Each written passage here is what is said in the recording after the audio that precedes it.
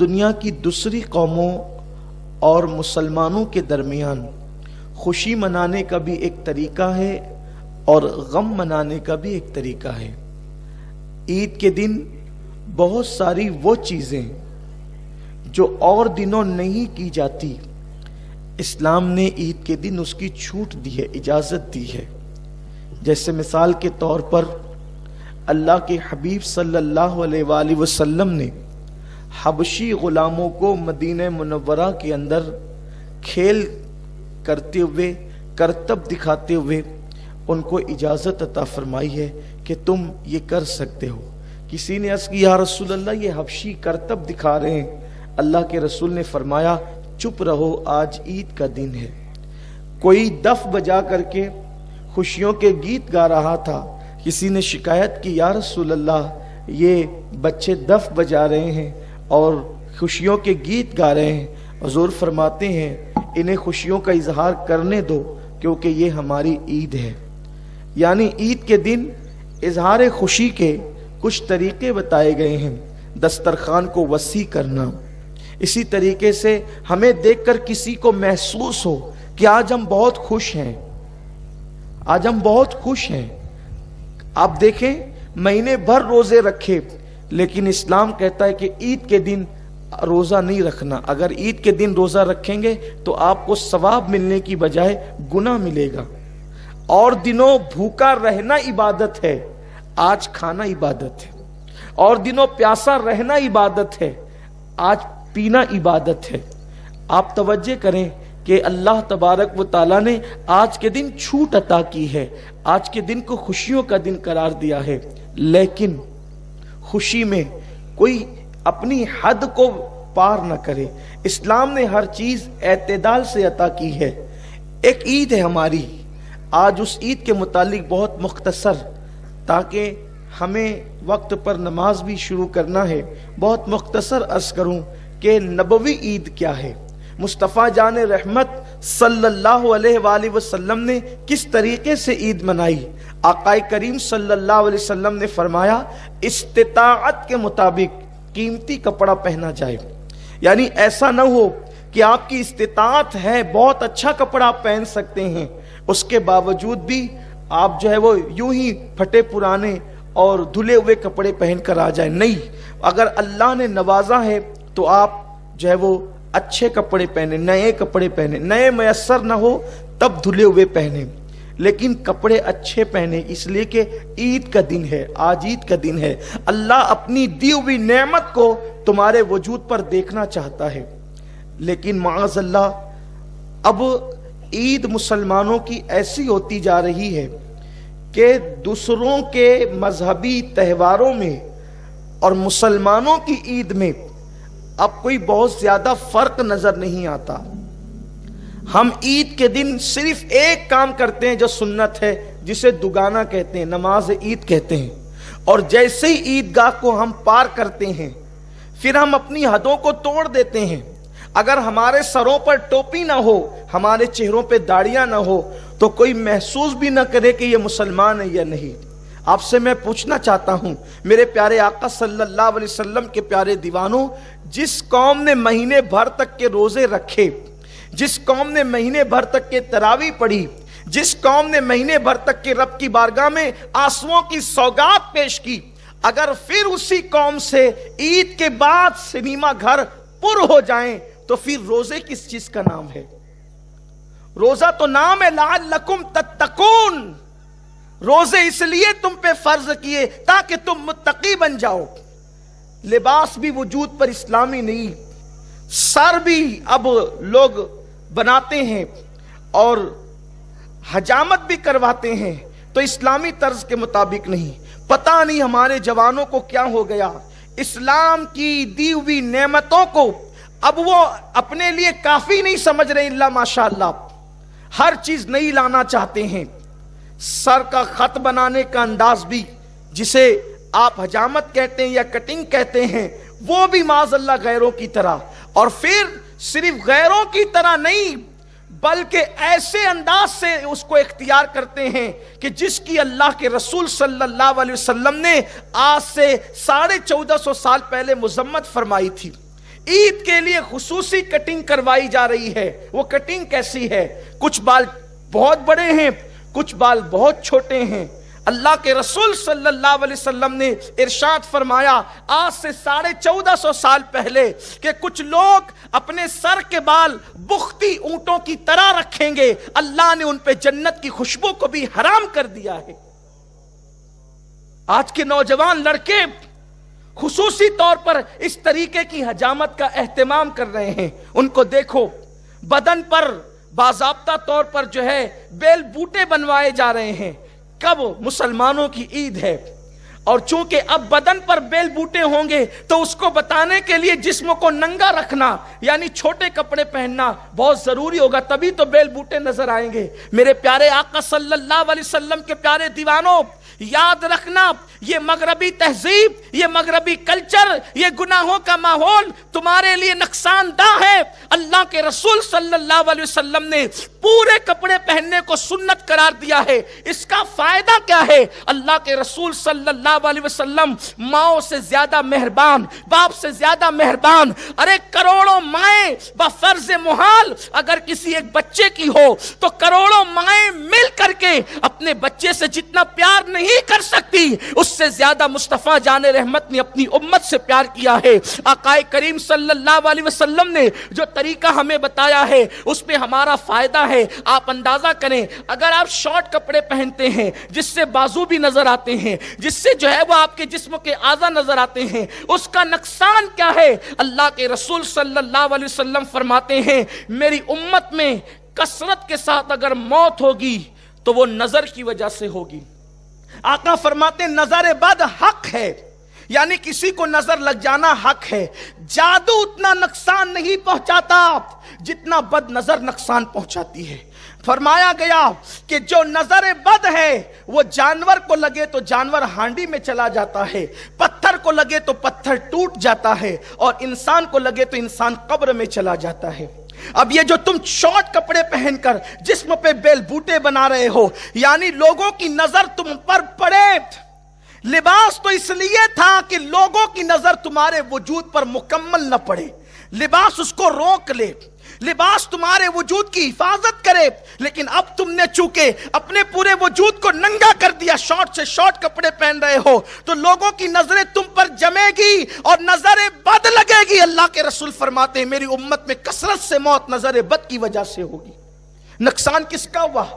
آپ اپنی جان سے جائیں گے. اللہ کے رسول صلی اللہ علیہ وسلم کے غلاموں، آپ نہیں دیکھتے ارے ابھی تو بیٹھا تھا ابھی مر گیا. کس وجہ سے؟ نظر بد کی وجہ سے. آپ نے نظر بد کو کیا سمجھا؟ جادو کرنے والا جب کسی پہ جادو کرتا ہے تو اس کی صلاحیت پر منحصر ہوتا ہے، یا تو جادو اثر کرے گا یا تو نہیں کرے گا. اگر وہ جادو کرنے والا پاورفل نہ ہو، مکمل نہ ہو، تو اس کا کیا ہوا جادو اثر نہیں کرے گا. لیکن نظر بد کا حال یہ ہے اگر ٹکٹکی باندھے ہوئے کسی کو غور سے دیکھ لیا، نہ سبحان اللہ کا، نہ ماشاء اللہ کا، نہ نگاہوں میں عقیدت ہے، تو پھر وہ نظر بد اس پر اثر کر جائے گی اور اس پر بیماریاں بھی ہو سکتی ہے، پھر وہ پتہ نہیں قبر تک بھی لے جا سکتی ہے. تو بتائیں مغربی تہذیب تو تمہیں قبر تک پہنچانے پر تلی ہوئی ہے، اور آپ ہیں کہ اسی طرف جا رہے ہیں. اور اللہ کے رسول علیہ السلام نے پورا لباس پہننے کا حکم دیا، پورے لباس کی طرف آؤ. عید کو تماشا مت بناؤ، عید کو غیروں کے تہوار کے مشابہ مت بناؤ. اگر سر کے بال کٹاؤ تو اسلام کے مطابق کٹاؤ، ایسے نہیں کہ حضور نے فرمایا کہ بختی اونٹوں کی طرح جو ہے وہ بال کٹائے جائیں گے اور ان لوگوں پر جنت کی خوشبو بھی حرام ہوگی. آج کل کے لڑکے، بلکہ جہاں پر عورتیں اور بچے مسلمانوں کے سگنلوں پر بھیک مانگ رہے ہیں، اس قوم کے جوان صرف کٹنگ بنانے کے لیے 500 اور 1000 روپیہ دے رہے ہیں. جب بتائیں صرف بال کٹانے کا اتنا جو قوم دے گی، پھر وہ قوم ترقی کیسے کرے گی؟ آج ہم سیریا، یمن، عراق، بیت المقدس کا رونا روتے ہیں. بیت المقدس تو ہمارے ہر مسلمان کے لیے عقیدت کا مرکز ہے، لیکن رمضان المبارک میں بیت المقدس کی تراویح ٹی وی پہ نشر ہو رہی تھی. دیکھنے والوں نے دیکھا، آپ نے بھی دیکھا ہوگا، ہم نے بھی سنا کہ بیت المقدس کی، مسجد اقصیٰ کی، جس مسجد اقصیٰ کے لیے ہر مسلمان دعا کر رہا ہے، جس مسجد اقصیٰ کے لیے ہر مسلمان بے چین اور بے قرار ہونا بھی چاہیے، ہمارا قبلہ اول ہے. لیکن جب مسجد اقصیٰ کی تراویح نشر ہو رہی تھی ٹی وی پر، تو دیکھا گیا کہ امام کے پیچھے جتنے کھڑے ہیں 95% لوگ ہیں، نہ ان کے چہرے پہ داڑھی ہے، نہ ان کے سروں پہ ٹوپیاں ہیں. ہمیں ان سے ہمدردی ہے، اللہ ان کی حفاظت کرے. ان کے ہاتھوں میں پتھر ہے، ہم ان کے ہاتھوں کے پتھر دیکھ کر متاثر ہیں، دعا گو بھی ہیں کہ وہ پتھروں سے لڑ رہے ہیں، بندوقوں کا جواب پتھروں سے دے رہے ہیں، ہتھیاروں کا جواب پتھروں سے دے رہے ہیں، لیکن ان کو فتح و نصرت نہیں ملتی. کیوں نہیں ملتی؟ ان کے ہاتھوں میں پتھر تو ہے مگر دامن شریعت نہیں ہے. خدا کی عزت کی قسم، جن دن ان کے ہاتھوں میں شریعت کا دامن آ جائے گا، خدا ان کے اندر اتنی قوت پیدا کر دے گا کہ باطل قوتیں ان کے قدموں میں سرنگو ہونے پہ مجبور ہو جائے گی. جو ٹوپی نہ پہن سکے، انقلاب پتھروں سے تھوڑی آتا ہے. انقلاب تو مصطفیٰ جان رحمت کی شریعت پر عمل کرنے سے آتا. اور ہندوستان کے مسلمانوں کو بھی آگاہ ہونا چاہیے، اگر آپ بھی اور ہم بھی دین کے قریب نہ آئے تو اللہ نہ کرے، ہزار بار نہ کرے کہ وہ دن ہم پر نہ آ جائے. جو ان کو آئے نا، اس سے بدترین دن ہندوستانی مسلمانوں کے لیے آ سکتے ہیں اگر ہم دین کے قریب نہ آئے. یہی روش رہی. عید کے بعد زنا کے اڈوں پہ جانے کا پلان، عید کے بعد سنیما گھروں کو آباد کرنے کا پلان، عید کے بعد عیاشیوں کے اڈوں کو آباد کرنے کا پلان، عید غیر مسلموں کی طرح، کافروں کی طرح منانے کا انداز، فضول خرچی، عیاشی، جوے، عید کی چھٹیوں کے اندر یہ ساری گندگی کرنے کا پلان اگر یہی رہا تو یاد رکھنا، میرا رب فرماتا ہے ان اللہ لا یغیر ما بقوم حتی یغیر ما بانفسہم، کہ اللہ کسی قوم سے اس وقت تک نعمت نہیں چھینتا جب تک کہ وہ قوم خود ایسے حالات پیدا نہ کرے. بس اپنی گفتگو کو سمیٹتے ہوئے دو باتیں عرض کرتا ہوں. عید پر خرچ کرنے سے پہلے کہاں خرچ کر رہے ہو تھوڑا سا سوچ لینا، کیونکہ اللہ فرماتا ہے ثم لتسألن یومئذ عن النعیم، ہم تم سے ہر نعمت کے بارے میں سوال کریں گے. اور اللہ کو جواب دینا کوئی آسان کام نہیں ہے. ایک بزرگ کو ایک بادشاہ نے دعوت دی، اور دعوت دینے کے بعد کہا حضرت آپ نے میرے دربار میں تشریف لانا ہے. فرمایا کہ ہم فقیر لوگ ہیں، ہمیں دربار کی دعوت سے کیا تعلق. فقیروں کا مزاج بڑا اونچا ہوتا ہے. یہ فقیر وہ نہیں جو بھیک مانگتے پھرتے ہیں، یہ بھکاری لوگ ہیں. فقیر اس کو کہتے ہیں جس کا تعلق، دل کا تعلق خدا سے جڑ جاتا ہے، اس کو فقیر کہتے ہیں. جس کی فا فقر اور فاقے کی طرف اشارہ کرتی ہے، جس کی قاف قناعت کی طرف اشارہ کرتی ہے، جس کی یا یاد الہی میں ڈوب جانے کی طرف اشارہ کرتی ہے، اور جس کی راہ رب تبارک و تعالیٰ کی ذات میں فنا ہونے کی طرف اشارہ کرتی ہے، یہ ہے فقیر. اور بھیک منگوں کی بات نہیں کرتا. تو ایک مرد درویش کے پاس، فقیر کے پاس کہنے لگے کہ آپ تشریف لائیں. کہا میں درباروں سے کیا کام. اصل فقیروں کی شان یہی ہے کہ ان کے دربار میں امیر آتے ہیں، وہ بادشاہوں کے دربار میں نظر نہیں آتے. کہا کہ میں نے نہیں آنا. کہا کہ حضرت کرم ہوگا آپ تشریف لائیں. کہا ٹھیک ہے، اگر آئیں گے تو 3 شرطیں ہیں. اگر 3 شرطیں مان لو تب آئیں گے. پہلی شرط یہ ہے کہ جہاں جی میں آئے گا وہاں بیٹھیں گے، جہاں جی چاہے گا وہاں بیٹھیں. جو جی میں آئے گا وہ کھائیں گے، اور جو کہیں گے وہ ماننا پڑے گا. 3 شرطیں منظور ہے تو آتے ہیں، ورنہ نہیں. کہا ٹھیک ہے. اگر بہت چھوٹی سی شرط ہے بظاہر کہ جہاں چاہیں گے بیٹھیں گے، ظاہر سی بات ہے کوئی کرسی چھوڑ کر کے کس نے بیٹھنا کہاں ہے.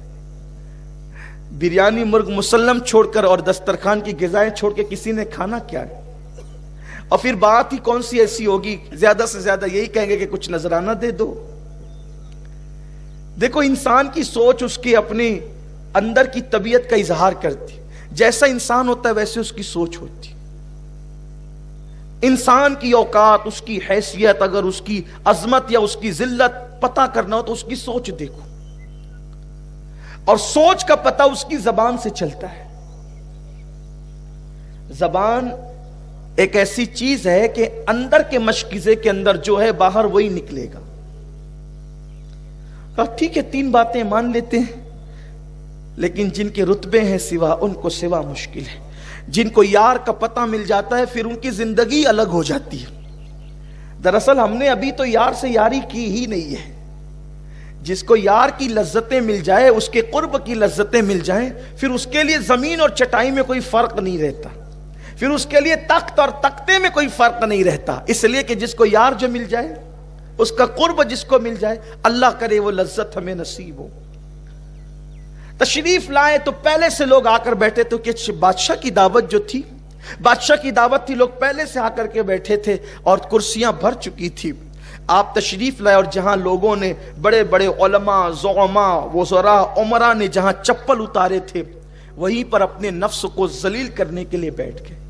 شیطان سے خطرناک ہے نفس. شیطان جتنا نقصان پہنچاتا ہے اس سے زیادہ نفس و نقصان پہنچاتا ہے. اللہ نفس کی شرارت سے محفوظ رکھے. اور رمضان شریف نفس کو کچلنے کے لیے آتا ہے، کیونکہ شیطان تو قید ہو چکا رہتا ہے نا، پھر نفس کو کچلنے کے لیے. اور جب نفس کچل جائے تو پھر خدا کے جلوے نظر آتے ہیں، مشاہدہ حق نصیب ہوتا ہے نفس کو کچلنے کے بعد. ایک دن حضرت داؤد علیہ السلام نے کہا نا، اے اللہ تو مجھے اپنا بنا لے، تو مجھے اپنا بنا لے، تو مجھے اپنا بنا لے. کیا کرنا پڑے گا اس کے لیے؟ تو اللہ نے فرمایا یہ مجھے اور تو یہ ختم کر دے. جب تیرے اندر میں ہی نہ رہے گا تو پھر میں ہی میں رہوں گا نا، اور میں تو مجھے زیبا ہے، تجھے نہیں. آپ غور کریں، یہ نفس جب تک کہ نفس رہے گا خدا کا کی معرفت نصیب نہیں ہو سکتی. اور بیٹھ گئے جوتوں کے پاس. لوگ دوڑے آئے، حضور کیا کر رہے ہیں؟ تشریف لے چلیں. میں نے تو پہلے ہی کہا تھا جہاں چاہیں گے بیٹھیں گے، اس لیے اب یہاں بیٹھنے تھے، اگر آپ مجبور کریں گے تو ہم چلے جائیں گے. دیکھو اللہ والوں کی سوچ. ہمیں کوئی اچھی جگہ نہ دے تو ہم ناراض ہو جاتے ہیں، اور وہاں حال کیا ہے. بیٹھ گئے. پھر اس کے بعد کہا حضرت یہاں تو دسترخوان نہیں لگ سکتا، تو آپ کھانے کے لیے اندر آ جائیں. کہا ہم دسترخوان کے لیے آئے بھی نہیں ہیں. اپنی جھولی سے سوکھے ٹکڑے نکالے اور شوق سے چبانا شروع کر دی. بس یہی بات ہے مسلمانوں، لذیذ سے لذیذ غذا کی لذت صرف حلق تک ہے. حلق کے نیچے جب لقمہ جاتا ہے تو سوکھی روٹی اور لذیذ غذا دونوں ایک ہی ہو جاتی. صرف 2 سیکنڈ کی لذت کے لیے مسلمان حرام میں ڈوب گیا ہے، حلال و حرام کی تمیز ختم کر چکا ہے، اللہ کا خوف دل سے نکل چکا ہے. تو لقمہ لوگ ڈال رہے تھے، مرغن غذائیں، لذیذ غذائیں، اور وہ سوکھی روٹی اٹھا کر کے چبا رہے تھے. جب چبا لیا اور کھا لیا، پھر اٹھ کر کے اندر آئے. جب سب کھا چکے، کہنے لگے اب ذرا چولہا جلاؤ، اس پہ توا رکھو. کہنے کے مطابق چولہا جلایا گیا، توا رکھ دیا گیا. جب توا آگ سے بالکل تپ کر لال ہو گیا تو وہ بزرگ اس لال آگ کے توے پہ کھڑے ہو گئے اور آسمان کی طرف رک کر کے کہنے لگے اللہ میں نے حرام نہیں بلکہ حلال کھایا ہے. میں حرام کی قالین پر نہیں بلکہ تیری حلال زمین پہ بیٹھا ہوں. اور اس کے بعد پھر نیچے اترے تو ان کو کچھ نہیں ہوا. پھر آپ نے ان لوگوں سے کہا بادشاہ کی کرسی پہ بیٹھنے والوں اور اس کے دسترخوان پہ کھانے والوں، ذرا اب تم بھی توے پر آ کر کھڑے ہو جاؤ اور آج کے کھانے کا حساب دے دو. حساب دو آج کے کھانے کا، تم نے کیا کھایا ہے. تو وہ کہنے لگے حضرت آپ اللہ کے ولی ہیں، آپ کو کوئی نقصان نہیں ہو سکتا اس توے سے. ہم لوگ ولی نہیں ہیں، ہم اس پہ کھڑے نہیں رہ سکتے. تو آپ نے فرمایا نادانو، جب تم آج دنیا کی آگ کے توے پر جو تپ چکا ہے آگ کی حرارت کی وجہ سے، اس پہ کھڑے ہو کر ایک وقت کے کھانے کا حساب اللہ کو نہیں دے سکتے، تو قیامت کے دن تو آگ کا توا نہیں ہوگا بلکہ زمین کو ہی آگ بنا دیا جائے گا. اور پھر اس زمین پر جو آگ اگل رہی ہوگی، ایک وقت کا کھانا نہیں بلکہ پوری زندگی کا حساب دینا ہوگا. اس وقت تم کون سے ولی ہو جاؤ گے؟ جب آج ولی نہیں تو اس دن کیا ولی ہو جاؤ گے؟ اس دن اس زمین پر کیسے کھڑے رہو گے؟ اس دن اللہ کو کیسے جواب دے سکو सकोगे, रब की बारगाह में कैसे हिसाब दे सकोगे। कुरान कहता है अयहसबुल इंसानु अन युत्रका सुदा, क्या इंसान ये तसव्वुर करता है कि अल्लाह हिसाब लिए बगैर उसको छोड़ देगा? नहीं नहीं, ईद के दिन खर्च करने वालों सिनेमा घर में खर्च करोगे, नाजायज कटिंग पे खर्च करोगे, नाजायज मकामात पे खर्च करोगे, लगवियात और फवाहिशात पे खर्च करोगे। सुम्मा लतुसअलुन्ना यौमइज़िन अनिन नईम, अल्लाह रब्बुल इज्जत तुमसे हर नेमत के बारे में पूछेगा। कहीं ये ईद का दिन यौम अजाब न बन जाए, कहीं ये मगफिरत का दिन अल्लाह की अजाब में गिरफ्तारी का दिन न बन जाए। एहसास कीजिए। और दूसरी बात जो कहना चाहता हूं इख्तिताम पर, बुलंद आवाज से जरा दुरूद शरीफ पढ़ लें, पूरा मजमा मिलके पढ़ें, आशिकों की तरह के ईदगाह गूंज जाए। एक बार दुरूद शरीफ बुलंद आवाज से, अल्लाहुम्मा सल्लि अला सय्यदिना मौलाना मुहम्मदिन मादिनिल जूदी वल करम व आलिहि व अस्हाबिहि व बारिक वसल्लिम, सलातु व सलाम अलैका या रसूल अल्लाह। ईद क्या है? मैं देखता हूं कि ईद को हम खुशियों का इजहार करते। जब ईद आती थी तो हुजूर क्या करते थे पता है? अब जरा यहां ध्यान से सुने, हुजूर की नबवी ईद, सुन्नत वाली ईद क्या है। अगर आज ऐसी ईद मना ली सच्चे दिल से, मेरी भी मगफिरत और आपकी भी मगफिरत है। लेकिन हुजूर वाली ईद, नुमाइशों वाली ईद नहीं, लीडरों वाली ईद नहीं, इल्म जाहिर के परस्तारों की ईद नहीं, हुजूर की सुन्नतों वाले ईद। जब ईद आती थी तो हुजूर अलैहिस्सलाम ये करते थे कि जितने जंगी कैदी होते, जंगी कैदी जिनको कैद में डाला जाता, हुजूर फरमाते कसूर कुछ भी हो छोड़ो, आज हमारी ईद आ गई, इन सबको आजाद कर दो। हुजूर सबको छोड़ देते थे, सबको माफ करो। यानी ईद का दिन मुसलमानों की आम मुआफी का दिन है। अल्लाह फरमाता है फरिश्तों नमाज ईद के लिए जा रहे हो ना, फरिश्ते भी आते हैं नमाज ईद में शरीक होने के लिए, जुमा में, ईदैन में, तो कहा ईद के लिए जा रहे हो ना, तो मेरे बंदे जितने नमाज के लिए आएंगे उन सबको मेरी तरफ से पैगाम देना कि अल्लाह ताला ने तुम सबकी मगफिरत कर दी, तुम सबको माफ कर दिया। हम सब माफ कर दिए जाते हैं। तो अब माफ वही होगा जो किसी को माफ करेगा। ईद के दिन दोस्तों से गले मिलने वालों, क्या ऐसा नहीं हो सकता कि हम हुजूर की सुन्नत के मुताबिक ईद के दिन दुश्मन से भी गले मिल लें? सगे भाई का घर बाजू में है और हम ईद के दिन नहीं जा रहे हैं, आपकी ईद नहीं है, नए कपड़े पहने ईद नहीं, बहन है घर में रो रही है और आपसे छोटे से झगड़े की वजह से आप उसके घर नहीं जा रहे हैं, आपकी सबकी ईद हो सकती, आपकी नहीं है। तो आज ईद कैसे मनाएंगे? आपको किसी ने कितनी भी तकलीफ पहुंचाई है, कितनी भी अजियत पहुंचाई है, उसको माफ करें। क्या सोच के माफ करें? उसने आपको दुख दिया, उसने आपको तकलीफ पहुंचाई, उसने आपको गाली दी, उसने आपको सताया, अब आपकी वजह से वो जहन्नम का अजाब भुगतेगा। बोलो तकलीफ किसको होगी? उम्मती जहन्नम में जाएगा, तकलीफ किसको होगी? हुजूर को होगी। समझ रहे हैं आप? मेरी बात आपकी समझ में आ रही है? उम्मती जहन्नम में जाएगा, तकलीफ किसको होगी? हुजूर को होगी। क्या आप में से कौन चाहता है कि हुजूर को तकलीफ हो? जब सैयदना फारूक आजम पर एक शख्स ने हमला किया, खंजर से हमला किया और आप जमीन पर आ गए और फिर हजरत अब्दुल रहमान इब्न औफ ने नमाज पढ़ा दी, तो आपका पहला सवाल यह था मेरा कातिल कौन है? मेरा कातिल कौन है? और किसी ने कहा हजरत आपका कातिल मजूसी है, आग परस्त है, काफिर है। आपने कहा अल्लाह तेरा शुक्र है मेरा कातिल कोई मुसलमान नहीं है। तो किसी ने पूछा फारूक आजम अगर आपका कातिल मुसलमान भी होता तब भी आप शहीद होते, क्योंकि किसी को कत्ल कर दे मुसलमान तो भी वो शहीद है। फिर आप ये क्यों कहते हैं अल्लाह तेरा शुक्र है मेरा कातिल काफिर है, मुसलमान नहीं है? फरमाया नादान, अगर मेरा कातिल मुसलमान होता तो मेरे कत्ल की वजह से उसको जहन्नम में जाना पड़ता और वो मेरे वजह से जहन्नम में जाता, मेरे मुस्तफा करीम को तकलीफ होती। तो काफिर जहन्नम में जाए उसका ठिकाना तो जहन्नम ही है, मेरी वजह से कोई मुसलमान जहन्नम में न जाए। تو اگر ہم نے اپنے دل دکھانے والے کو، تکلیف پہنچانے والے کو معاف نہیں کیا تو اپنی وجہ سے وہ جہنم میں جائے گا، یا دنیا میں اپنی وجہ سے وہ مصیبت میں مبتلا ہو جائے گا۔ تکلیف کس کو ہوگی؟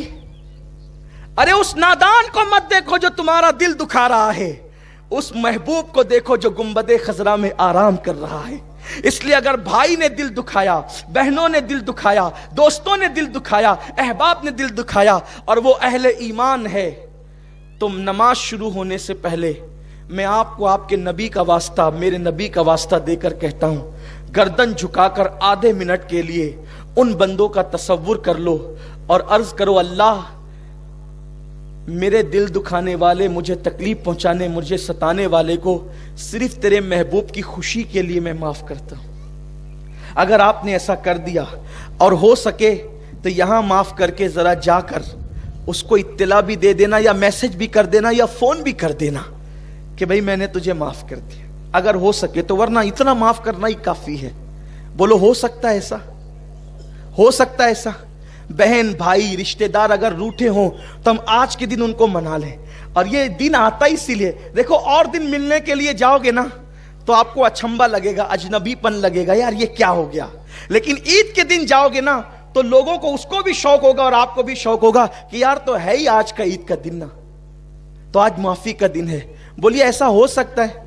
انا کو فنا کرو، اور یاد رکھنا معاف کرنے والا چھوٹا نہیں ہوتا، معاف کرنے والا بڑا ہوتا ہے، اور یہ بھی یاد رکھنا معاف کرنے والا ستانے والے سے زیادہ بہتر ہوتا ہے۔ حضور کو مکے کے کافروں نے کتنا ستایا، لیکن جب وہ سامنے کھڑے رہے تو حضور علیہ السلام نے ان سے فرمایا، بتاؤ تمہارے ساتھ کیا سلوک کروں؟ انہوں نے کہا تھا آپ کریم ابن کریم ہے، آپ سے تو کرم کی امید کی جا سکتی ہے۔ حضور فرماتے ہیں جاؤ میں نے تم سب کو معاف کر دیا۔ تو معاف کرنا اپنے نبی کی سنت ہے، معاف کرنا اپنے اللہ کی سنت ہے، اللہ کو معاف کرنا پسند ہے۔ ذرا ہاتھ اٹھا کر کے مجھے اشارہ دیں کہ کون کون ایسا بندہ ہے جو حضور کو خوش کرنے کے لیے اپنے کو تکلیف دینے والے کو معاف کرتا ہے۔ آدھا منٹ سب سر جھکا کر اللہ سے عرض کریں، اللہ سے باتیں کریں، میرے اللہ میں نے تیرے محبوب کی خوشی کے لیے اپنے دل دکھانے والوں کو معاف کر دیا۔